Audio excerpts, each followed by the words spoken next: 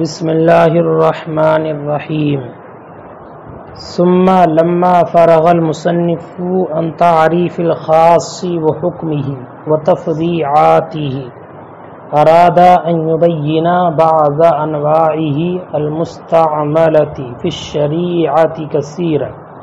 وهو الامر والنهي فقال ومنه الامر وهو قول القائل لغيره على سبيل الاستعلاء افعل۔ امام صاحب نور الانوار علیہ الرحمۃ والرضوان فرماتے ہیں کہ مصنف منار جب خاص کی تعریف اور اس کے حکم اور اس کے بعد تفریعی مسائل کے بیان سے فارغ ہو گئے تو اب خاص کی بعض قسموں کو یہاں پر ذکر فرماتے ہیں۔ خاص کی ایسی بعض قسمیں جو شریعت میں بکثرت مستعمل ہوتی ہیں، بکثرت خاص کی ان بعض قسموں کو ذکر فرماتے ہیں، اور وہ بعض قسمیں امر اور نہیں ہیں کہ چونکہ ان کا استعمال شریعت میں کثرت کے ساتھ ہوتا ہے، اس لیے مصنف علیہ الرحمۃ والرضوان امر اور نہیں کا ذکر فرماتے ہیں۔ مصنف نے دو قسموں کا ذکر فرمایا ہے، لیکن ان دونوں میں سے امر کو پہلے ذکر فرمایا ہے اور نہیں کو بعد میں۔ تو امر کو پہلے ذکر کرنے کی وجہ یہ ہے کہ انسان سب سے پہلے ایمان کا مکلف ہوتا ہے، سب سے پہلے جو اسے حکم اور امر ہوتا ہے وہ ایمان لانے کا، اور ایمان چونکہ معمور بھی ہے منہی عنہ نہیں، یا معمور بھی کا ذکر مصنف نے پہلے فرمایا۔ تو ایمان چونکہ وجود میں مقدم ہے تو اس پر جو دلالت کرنے والی شے ہے امر معمور بھی، وہ بھی اس کو بھی مصنف نے ذکر میں مقدم فرما دیا۔ اور دوسری وجہ یہ ہے کہ امر کا مفہوم وجودی ہے، وجودی امر وجود پر دلالت کرتا ہے، اور نہیں کا جو مفہوم ہے یہ آدمی ہے کہ یہ عدم پر دلالت کرتا ہے، اور چونکہ وجودی چیز آدمی چیز پر مقدم ہوتی ہے اس لیے مصنف نے بھی امر کو نہیں کے ذکر سے مقدم ذکر فرمایا ہے۔ مصنف نے امر کی تعریف بیان فرمائی کہ امر کہتے ہیں کہ ایک شخص اپنے آپ کو بلند اور اعلیٰ سمجھتے ہوئے کسی دوسرے شخص کو کسی فعل کے کرنے کا حکم دے۔ قول القائل لغیرہ علی سبیل الاستعلاء افعل، کہ قائل کا اپنے غیر سے استعلاء یعنی بلند مرتبہ سمجھتے ہوئے افعل کہنا، افعل کہنا۔ شارح یہ فرماتے ہیں ملا جیون علیہ الرحمہ کہ خاص کی ایک قسم امر ہے، لیکن اس امر سے مراد الف لام میم، الف میم را امر جو ہے لفظ امر، اس امر سے مراد یہ لفظ امر نہیں ہے بلکہ مسمع امر ہے۔ امر سے مراد جو لفظ امر ہے الف میم را، اس کا مجموعہ یہ لفظ امر مراد نہیں ہے بلکہ مسمع امر مراد ہے۔ مسمع امر مراد جیسے اضرب،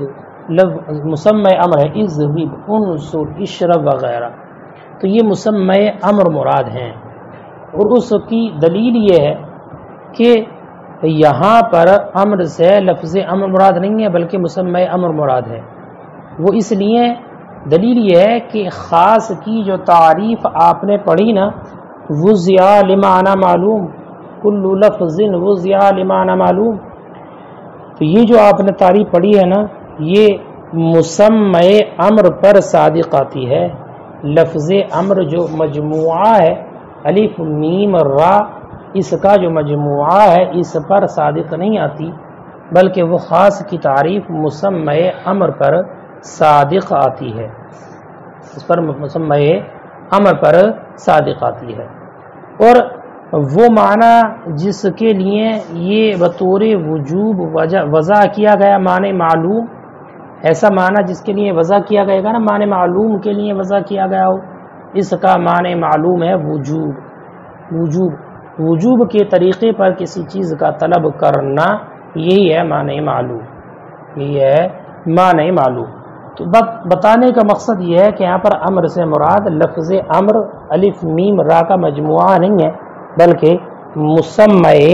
امر ہے کہ امر جن پر صادق آتا ہے، اس لیے کہ خاص کی جو تعریف آپ نے پڑھی ہے وہ اسی مسمع امر پر صادق آتی ہے، اور امر بھی ایک خاص کی قسم ہے۔ والقول مصدر عبارت میں آئے گا، ابھی ترجمہ سنیں گے تو والقول مصدر، اس کے ذریعے بھی مصنف نے اس کے ذریعے ایک اعتراض کا جواب ذکر کیا ہے۔ وہ اعتراض یہ ہے کہ یہ کہا ہوا قول القائل لغیرہ علی سبیل الاستعلاء، وہ ہوا امر کی جو تعریف ذکر کی متن دیکھیں، وہ ہوا قول القائل لغیرہ علی سبیل الاستعلاء، تو ہوا ضمیر یہ ذات کی قبیل سے ہے۔ تو بیٹا اعتراض میں لینا، اسی اعتراض کا جواب ہے، ہوا ضمیر ذات کی قبیل سے ہے، اور قول یہ مصدر ہے، وہ ہوا قول القائل ہے، اور ہوا ضمیر ذات کی قبیل سے، تو قول مصدر ہے، تو اب یہاں پر ذات پر مصدر کا حمل کرنا لازم آئے گا، ذات پر مصدر کا حمل کرنا لازم آئے گا، حالانکہ ذات پر مصدر کا حمل جائز نہیں ہوتا ہے، ذات پر مصدر کا عمل جائز نہیں ہوتا ہے۔ تو اس کا یہ جواب مصنف نے دیا والقول مصدر کے ذریعے، اور جواب یہ فرمایا کہ متن میں جو لفظ قول ہے یہ قول مصدر ہے، مصدر لفظ کے اعتبار سے تو ہے، مگر اس مصدر سے مراد اس میں مفعول ہے، مقول اس میں مفعول مراد ہے، مقول اس میں مفعول، تو مصدر سے اس میں مفعول مراد ہے، لہذا جب مصدر قول مقول اس میں مفعول کے معنی میں ہے، تو اب یہ جو اعتراض لازم آ رہا تھا کہ ذات پر مصدر کا حمل کرنا لازم آئے گا، یہ اعتراض لازم نہیں آئے گا۔ امام صاحب نور الانوار نے اس کے بعد میں مصنف منار نے جو تعریف ذکر فرمائی ہے امر کی، اور اس تعریف میں جو قیودات ذکر فرمائی ہیں ان قیودات کے فوائد کو بھی ذکر فرمایا ہے، اور فرماتے ہیں کہ قول القائل یہ جنس ہے، وہ قول القائل یہ جنس ہے جو تمام الفاظ کو شامل ہے، ہر ایک لفظ کو قول القائل یہ شامل ہے، اور علی سبیل الاستعلاء جو بعد میں فرمایا نا، علی سبیل الاستعلاء یہ فصل اول ہے، پیچھے بیٹا خاص کی تعریف میں آپ نے قیودات پڑھے تھے، علی سبیل الاستعلاء فصل اول ہے نا، اور اس علی سبیل الاستعلاء کی قید سے التماس یہ امر ہونے سے خارج ہو جائیں گے، اور ایسے ہی دعا وہ الفاظ جو دعا پر دلالت کرتے ہیں وہ بھی امر ہونے سے خارج ہو جائیں گے، ایسی التماس پر دلالت کرنے والے یہ بھی امر ہونے سے خارج ہو جائیں گے، اس لیے کہ التماس میں طلب فعل تو ہوتا ہے لیکن تساوی کے ساتھ ہوتا ہے، مطلب برابری والے انسان سے جو فعل کو طلب کیا جائے تساوی کے ساتھ وہ التماس کہلاتا ہے، جیسے گزارش کرتے ہیں، گزارش اردو میں جس کو گزارش، تو یہ برابر والے انسان سے ہوتا ہے نا، تو التماس میں طلب فعل تساوی کے ساتھ ہوتا ہے، اور دعا میں طلب فعل تو ہوتا ہے لیکن خضوع کے ساتھ ہوتا ہے، عاجزی کے ساتھ ہوتا ہے، تو چونکہ التماس اور دعا میں استعلاء نہیں ہوتا، اس لیے علی سبیل الاستعلاء کی قید سے یہ دونوں امر ہونے سے خارج ہو جائیں گے، اور امر میں فعل کا طلب کرنا چونکہ استعلاء کے ساتھ ہوتا ہے خود کو بلند اور عالی مرتبہ شمار کرتے ہوئے ہوتا ہے، لہذا اب استعلاء کی قید کے ذریعے دعا اور امر یہ دونوں دعا اور التماس دونوں امر کے تعریف سے خارج ہو جائیں گے، اس لیے مصنف نے استعلاء کی قید لگا دی۔ البتہ ہاں نہیں ابھی بھی اس میں شامل ہے، نہیں بھی نہیں امر کی اس تعریف میں ابھی بھی شامل ہے، وہ داخل ہی ہے، کیونکہ جس طریقے سے امر میں استعلاء پایا جاتا ہے ایسی نہیں میں بھی استعلاء پایا جاتا ہے، تو نہیں چونکہ قائل کا اپنے غیر کے لیے استعلاء کے طور پر لا تفعل کہنا ہوتا ہے، تو نہیں ابھی اس بار میں شامل ہے، لیکن ماتن کا جو اگلا قول ہے نا، آخر قول افعل، اس لفظ افعل کے ذریعے نہیں بھی امر ہونے سے خارج ہو جائے گی، اس لیے کہ نہیں خارج اس لیے ہو جائے گی کہ امر میں قائل اپنے غیر سے استعلاء کے طور پر افعال کہتا ہے، یعنی فعل کے کرنے کو طلب کرتا ہے، اور نہیں میں قائل اپنے غیر سے استعلاء کے طور پر لا تفعل کہتا ہے، یعنی اس فعل کے نہ کرنے کو طلب کرتا ہے، نہ کرنے کو طلب کرتا ہے۔ بات سمجھ آگے نا؟ دیکھیں اتنا ترجمہ لگا لیں، اس کے بعد آگے سمجھاتے ہیں۔ ثم لما فرغ المصنف عن تعریف الخاص، پھر جب مصرف خاص کی تعریف، اس کے حکم اور تفریعات سے فارغ ہو گئے، اراد ان یبین بعض انواعه المستعملۃ فی الشریعۃ کثیرا، تو ارادہ فرمایا کہ بیان فرمائیں اس کی بعض انواع کو جو مستعمل ہے کثیر شریعت میں کثیر، وہ الامر، اور وہ امر ہے اور نہیں ہے۔ فقال، تو مصنف نے فرمایا ومنہ الامر، اور اسی سے امر ہے، وہ قول القائل، یعنی اس کی ایک قسم امر ہے اور وہ قائل کا کہنا اپنے غیر سے علی سبیل الاستعلاء، استعلاء کے طریقے پر افعل، اے من الخاص، یعنی خاص کی اقسام سے، الامر لفظ فعل امر ہے یعنی مسمی امر، اسی اعتراض کا جواب، یعنی لفظ امر مراد نہیں ہے بلکہ فعل امر ہے، مسمی امر ہے، لا لفظ، اس کا لفظ مراد نہیں ہے۔ کیوں؟ لأنه يصدق علیہ، اس لیے کہ مسمی امر پر ہی صادق آتا ہے، انه لفظ وضع لمعنی معلوم، کہ وہ لفظ ہے جو وضع کیا گیا معنی معلوم کے لیے، وہ طلب الوجوب، اور معنی معلوم کیا ہے؟ وجوبی طریقے پر فعل کا طلب کرنا۔ والقول مصدر یراد به المقول، یہ اسی اعتراض کا جواب جو میں نے آپ کے سامنے بیان کیا۔ والقول مصدر، اور قول مصدر ہے، یعنی مصدر میں جو آیا قول القائل، تو قول مصدر ہے یراد به المقول، اس سے مراد مقولہ، لأن الامر من اقسام الالفاظ، اس لیے کہ امر الفاظ کے اقسام سے ہے، وہ ہوگا جنس، اور یہ جنس ہے، یشمل کل لفظ، اور یہ شامل ہے ہر ایک لفظ کو، یہ قیودات کا فائدہ ہے۔ وقوله علی سبیل الاستعلاء، اور مصنف کا قول استعلاء کے طریقے پر یہ کہنا، یخرج به التماس والدعاء، اس سے التماس اور دعا نکل جائیں گے، وبقی فیہ النہی، اور اس میں نہیں باقی رہے گی داخل ہو کر، فخرج بقوله افعل، تو اب یہ نکل جائے گی ان کے قول افعال کے ذریعے۔ ٹھیک ہے نا؟ یہاں تک قیودات کا فائدہ ذکر کر دیا۔ اب بیٹا والمراد بقوله افعل، اس کے ذریعے ایک اور بات کو مصنف بیان فرماتے ہیں، ایک اور بات کیا؟ ایک اور اعتراض کا جواب ذکر فرماتے ہیں۔ وہ سوال اور اعتراض یہ ہے کہ مصنف نے جو تعریف امر کی ذکر فرمائی ہے، وہ تعریف اپنی تمام افراد کو جامع نہیں ہے۔ تعریف جو ذکر کی نا، قائل کا اپنے غیر سے استعلاء کے طریقے پر افعال کہنا، تو اعتراض یہ ہے کہ یہ تعریف اپنے افراد کو جامع نہیں ہے، اس لیے کہ اس تعریف میں قائل کا قول افعل، افعل یہ تھا، افعل، تو افعل کہنا ہے، یہ تعریف امر غائب کو شامل نہیں ہے، امر غائب کو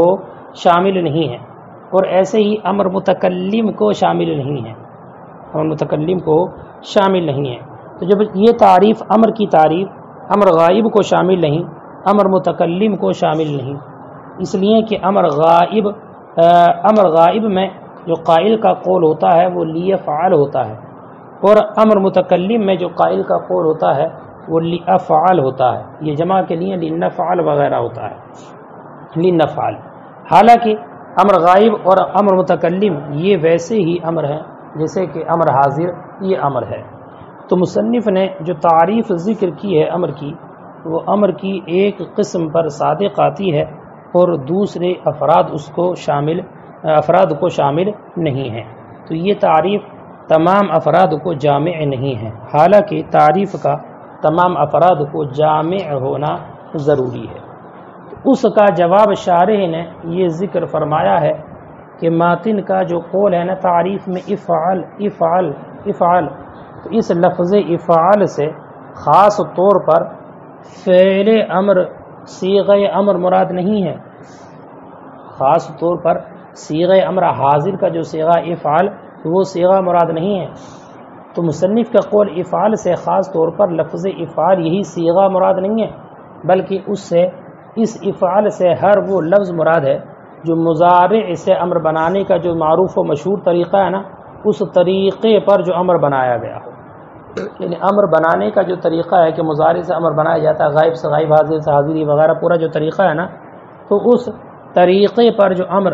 بنایا گیا ہو وہ امر مراد ہے. اب چاہے وہ امر حاضر ہو، چاہے وہ امر متکلم ہو، چاہے وہ امر غائب ہو، چاہے وہ امر معروف ہو، چاہے وہ امر مجہول ہو، لیکن چاہے وہ کسی بھی طریقے پر ہو تو امر کا جو معروف قاعدہ ہے اس قاعدے کے مطابق جو امر بنایا گیا ہو افعال سے وہ امر مراد ہے، صیغہ افعال مراد نہیں ہے. لیکن شرط یہ ہے کہ ان افعال میں سے چاہے فعل امر غائب کا ہو، چاہے متکلم کا ہو، چاہے معروف ہو، چاہے مجہول ہو، ہر ایک سے قائل کا مقصود فعل کا واجب کرنا ہو، اس قائل کا مقصود فعل کا واجب کرنے والا ہو. شرط یہ ہے، اور یہ بھی شرط ہے کہ قائل خود کو بڑا شمار کرے، عالی شمار کرے، چاہے وہ حقیقت میں بڑا ہو یا بڑا نہ ہو، چاہے وہ حقیقت میں بڑا ہو یا بڑا نہ ہو. اب رہی یہ بات کہ جب قائل بڑا نہ ہو اور لفظ افعال کہے تو اس کو تو لوگ بے ادبی اور گستاخی کی طرح منسوب کرتے ہیں، گستاخ کہا جاتا ہے نا. تو اس کے لیے کیا ہوگا؟ تو اس کے لیے یہ ہے کہ جمہور کا مذہب یہ جمہور کا مذہب ہے کیا کہ بڑا شمار کرے، لیکن بعض معتزلہ کے نزدیک امر کے لیے علو یعنی حقیقت میں بڑا ہونا شرط نہیں ہے بلکہ ایسے ہی کافی ہے.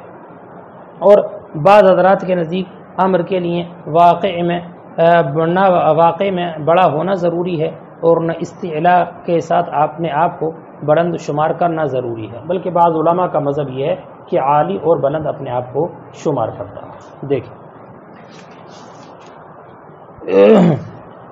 والمراد بقوله افعال، اسی اعتراض کا جواب، اور مراد ان کے قول افعال سے کل ما کان مشتق من المضارع، ہر وہ فعل ہے جو مشتق ہو مضارع سے، علی هذه الطریقہ، اس طریقے پر یعنی امر بنانے کے طریقے پر،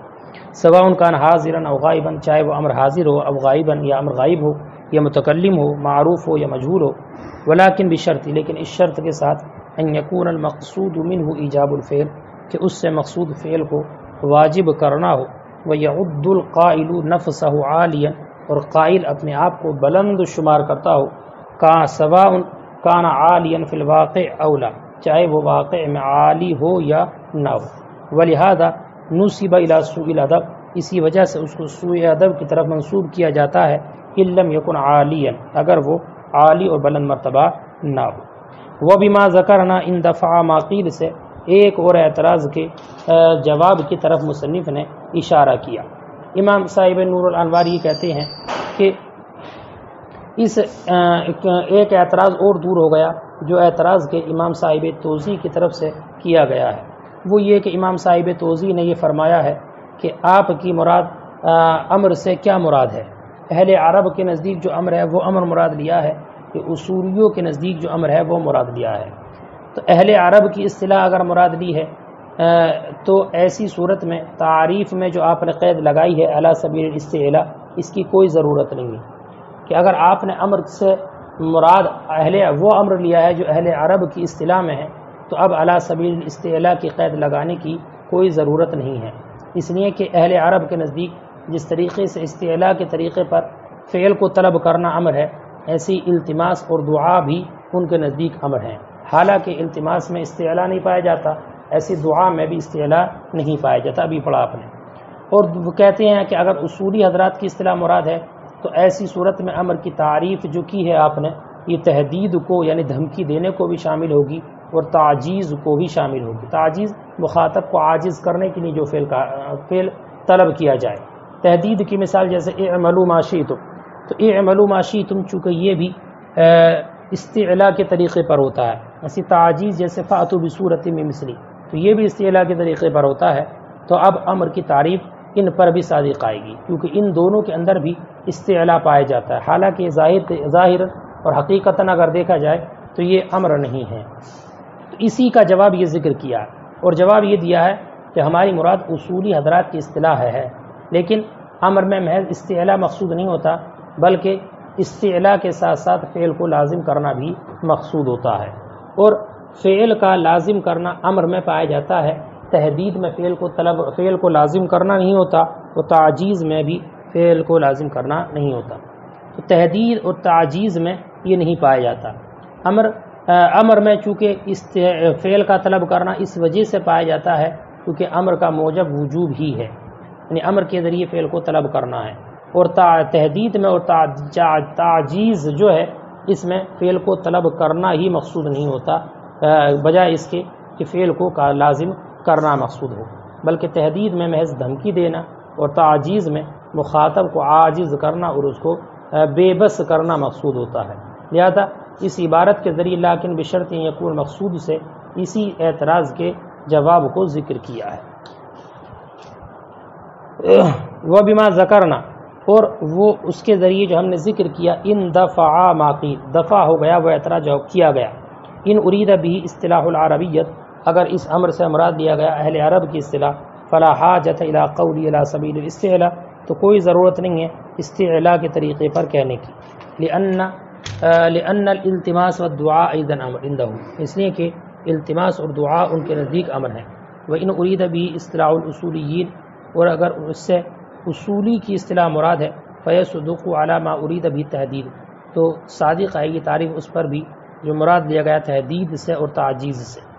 لأنہ ایضا علی سبیل الاستعلاء، اس لیے کہ یہ دونوں بھی استعلاء کے طریقے پر ہوتے ہیں۔ وذالک، اور اس لیے کہ لأننا نتکلم، ہم یہ جواب ہے، ہم گفتگو کرتے ہیں علی اصطلاح الاصولی، کہ ہم گفتگو کرتے ہیں اصولی حضرات کی اصطلاح پر، ولیس المقصود مجرد الاستعلاء، اور مقصود محض استعلاء نہیں ہے، بل الزام الفعل، بلکہ استعلاء کے ساتھ ساتھ فعل کو لازم کرنا بھی ہے۔ وذا، اور یہ یعنی فعل کو لازم کرنا، لا يصدق الا علی الوجوب، صادق نہیں آتا مگر وجوب پر، بخلاف تحدید کے اور تعجیز کے اور ان دونوں کے مثل کے۔ تو چونکہ فعل کا لازم کرنا بھی ہے اور ان دونوں میں فعل کا لازم کرنا بھی نہیں ہوتا، تو اس لیے یہ دونوں اس تعریف میں شامل بھی نہیں۔